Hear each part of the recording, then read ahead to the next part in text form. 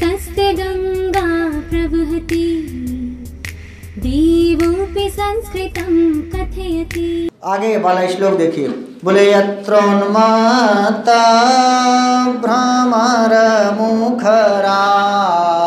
यत्रोन्मत्ता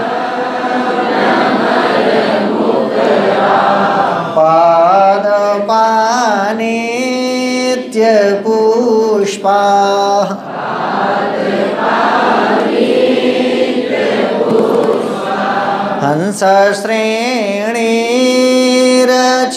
हंसश्रेणीरचितरशना हंसश्रेणी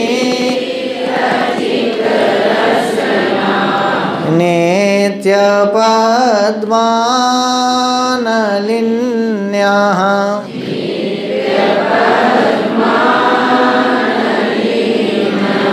केकोत्कण्ठा भवनशिखिनो केकोत्कण्ठा नित्यभास्वत्कलापा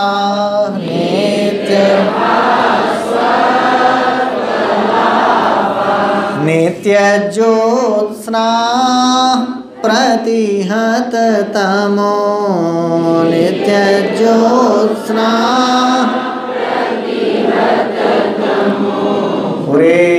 पुरेतिरम्या प्रदोषा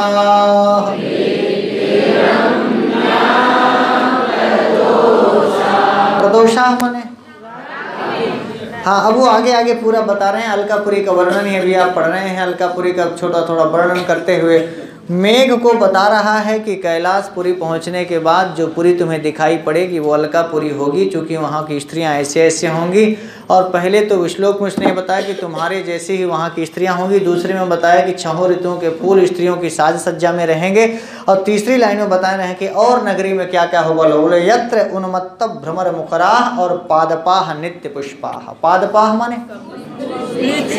पादप माने हाँ, पादई ही पिबन्ति इति पादपाः, जो पैरों से जल पीते हैं। पैर माने उनके वृक्षों के पैर जड़ हैं, तो जो जड़ों से जल को सोखते हैं वो पादप हैं। तो बोले पादपाः नित्य पुष्पाः। पादपाः वृक्ष, वृक्षों में हमेशा फूल खिले होंगे, और वृक्षों में जहाँ हमेशा फूल खिले रहें तो समझना कि ऐसा और कोई पुरी नहीं होगी जहाँ नित्य पुष्पाः पादपाः। बोलो हाँ या ना। अरे भाई हमेशा फूल थोड़ी फूलता है क्या? आमा में हमेशा फूल फूलेगा क्या? महुआ हमेशा फूलता है? गेंदा हमेशा फूलता है क्या? नहीं नहीं। पर एक ऐसी नगरी है दुनिया में जहाँ पादपाः नित्य पुष्पाः। और यदि पादपाः नित्य पुष्पाः तो समझना कि अलका है। बोले हाँ या ना। नित्य पुष्पाः पादपाः अलका छोड़ और दुनिया में बोलो हाँ या ना। सब फूलों का ना, सब वृक्षों का फूलने का टाइम होता है। बोले हाँ या ना। आप फूल आ चुके, कुछ लोग यहाँ फुला चुके होंगे, फल ही चुके होंगे। सबका टाइम होता है फूलने का भी और फलने का भी। साल में एक कई बार फूल फूलता है और फल आता है आम में ना। जब बौराता है, आम का बौराना उसका फूलना है, और आम का टिकोरा लगना उसका फलना है। अब फलने के बाद आम फिर जवान होता है, फिर बूढ़ा जाता है, लसलस हो जाता है, पक जाता है। और जब कोई पका तो लोग पी लेते हैं, चूस लेते हैं। पके नहीं कि चूसे गए, नहीं चूस लिए जाओगे या मीज दिए जाओगे। बोलो हाँ या ना। बोलो हाँ या ना। इसीलिए कहा पादपाः नित्य पुष्पाः। पादपाः और पादपाः जब नित्य पुष्पाः तो नित्य फूल फूलते हैं, तो इसीलिए उन्मत्त भ्रमर मुखराः। उन्मत्त माने मतवाले, भ्रमर माने और मुखर माने बोलते रहते। फूल खिले और भंवरे ना रहें, ऐसा कैसे हो सकता है? भंवरे ने खिलाया फूल फूल, उसे ले गया राजकुमार। गाना सुने? इसीलिए कालिदास की लाइन सुन लेना। कोई गाना नहीं लिखता, कालिदास से सब गाना लिखना सीख गए, और हम लोग कालिदास का श्लोक देखते रह गए, और इसी लाइनों को पढ़ पढ़ करके पुरानिया लोग गाना लिख करके सुबह लूट के भाग गए। बोलो हम यही कहते रहे, उन्मत्त माने मतवाला, भ्रमर माने भंवरा, अब मुखर है, अनित्य फूल है। और ये लाइन कोई पढ़ लिया और लिख दिया गाना, भंवरों ने खिलाया फूल फूल, उसे ले गया राजकुमार।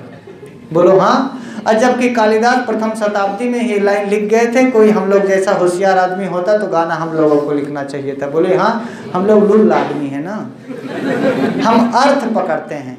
लाइन पढ़ते, सर इम्पॉर्टेंट क्वेश्चन बता दे, हमार परीक्षा नौकरी करब तो नौकरी करबे। लाइन पढ़ बस। हम शब्दार्थ ढूंढते हैं, हम इम्पॉर्टेंट क्वेश्चन ढूंढते हैं। बुरा ना लगे, बुरा लगेगा भाई तो क्या, सच्चाई यही है।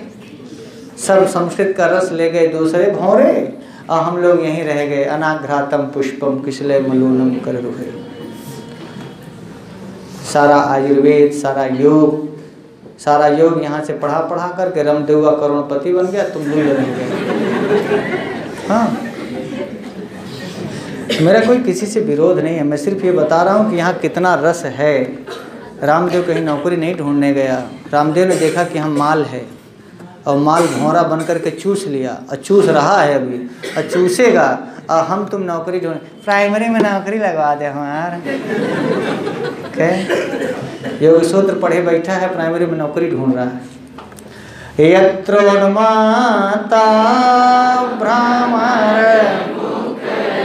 यत्र माने जहाँ, जिस अलकापुरी में उन्मत्त भ्रमर नित्य पुष्पित फूलों में बैठ करके उसमें मुखर गुंजायमान कर रहे हो, तो समझना कि अलका है, तो समझना कि यक्ष बता रहा है, अलकापुरी का वर्णन कर रहा है कि फूल, वहाँ के वृक्षों में फूल नित्य फूले रहते हैं, और गुरु कहीं नित्य पुष्प फूले हैं तो वहाँ पर भौरे अवश्य रहेंगे, और अवश्य रहेंगे भौरे तो मुखर रहेंगे, बोलते रहेंगे, गुंजायमान करते रहेंगे। और यदि मुखर भ्रमर नित्य पुष्पित पादपों में तुम्हें कहीं दिखाई पड़ जाए तो समझना वो जौनपुर नहीं है, अलका है।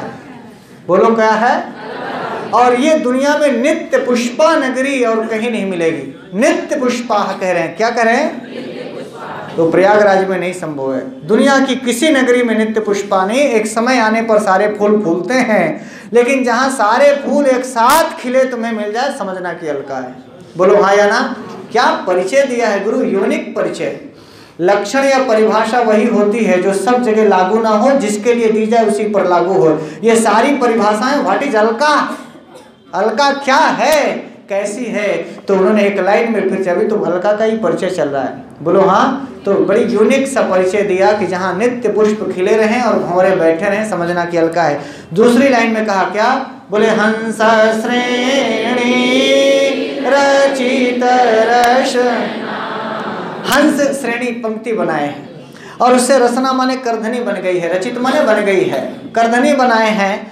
क्यों? चूंकि नित्य पद्मा नलिन्य, नित्य पद्मा, पद्म माने कमल, नित्य माने हमेशा, और कमलिनियों में कमल हमेशा खिले रहते हैं, और जिस सरोवर में कमल खिले होंगे वहाँ हंस जरूर होंगे।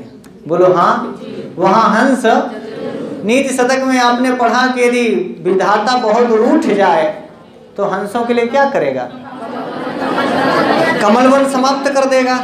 तो ये बात आपको पक्का पता चल गई कि जहाँ कमल होगा वहाँ हंस होंगे। इसीलिए वहाँ की कमलिनियों में नित्य पद्माह नलिन्यः, कमलिनिया में कमल खिले हुए हैं, इसीलिए हंसों का झुंड ऐसे उनके चारों ओर बैठा है जैसे मानो करधनी बनी हो। क्या बनी हो? और यदि नित्य पद्माह, देखो नित्य पद्माह नलिन्यः भी हर जगह नहीं मिलेंगे आपको। कहाँ मिलेंगे? अलकापुरी में। और अलकापुरी में चूंकि नित्य पद्म, नित्य कमल खिले रहते हैं, इसीलिए वहाँ नित्य हंस रहते हैं। और हंस सफ़ेद होता है, और हंस ऐसी पंक्ति से बैठा है, ऐसी लाइन से। बकुलों की और हंसों की एक खास बात जान लीजिए, आप गांव के किसान हैं तो देखे होंगे बरसात वगैरह में ना कभी कभी बगुलियाँ लाइन से उड़ा करती हैं, पंक्ति से सब चलती हैं लाइन से, एक के बाद एक। ऐसे ही हंसों और बगुलों का स्वभाव होता है, वो जब भी करते हैं ना पंक्तिबद्ध करते हैं, अनुशासित जीवन जीते हैं, अनुशासित रहते हैं। इसीलिए वो इतना लाइन से चारों ओर से बैठे हैं कि लग रहा है कि जैसे करधनी पहनी हो। समझ में आ गया? दूसरी लाइन आगे तीसरा कहा केकोत्कंठा भवन शिखिना। शिखी माने तो शिखी, शिखिनो शिखिना बहुवचनांत। और भवन शिखिना माने भवन में रहने वाले मोर ना। भवन माने, अब भवन में मोर कौन रहेंगे? जो पाले जाएंगे। तो बोले भवन शिखिना, नित्य हमेशा भास्वत माने उनमें चमक है, उनके कलाप, कलाप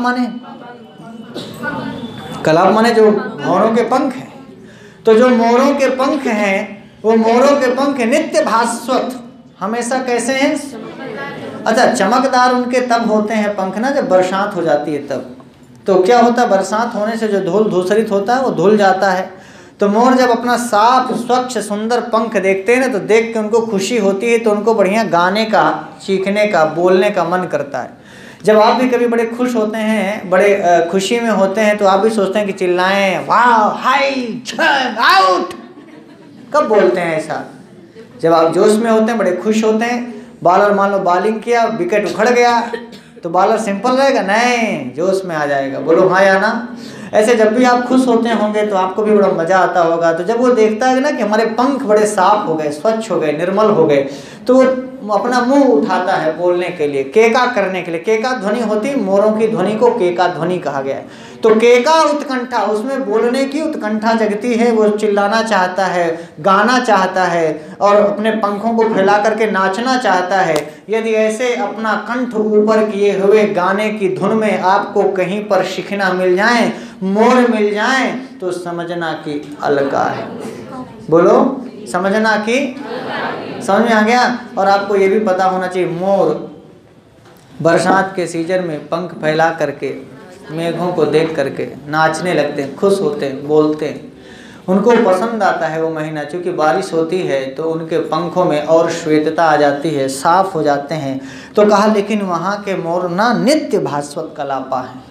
नित्य भास्वत कलापा मतलब, हाँ, उनका पंख कभी गंदा ही नहीं होता, साफ स्वच्छ रहता है। और वो भवन शिखना है, पालतू मोर है, तो पालतू मोर अपने साफ स्वच्छ पंखों को देख करके केकोत्कंठा करने लगते हैं।